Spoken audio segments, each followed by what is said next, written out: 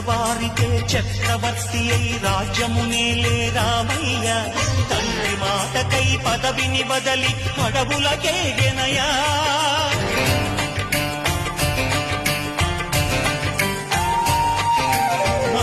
జనులను కావగ వచ్చిన మహావిష్ణు అవతారమయ ఆలిని రక్కసుడపహరించితే ఆక్రోశించెనయా అసురుని త్రూచి అమ్మను తెచ్చి అగ్ని పరీక్ష విధించెనయా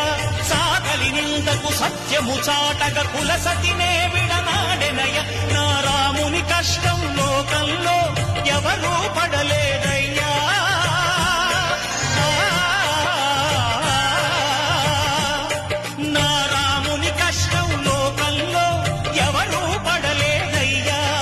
సత్యం ధర్మం త్యాగంలో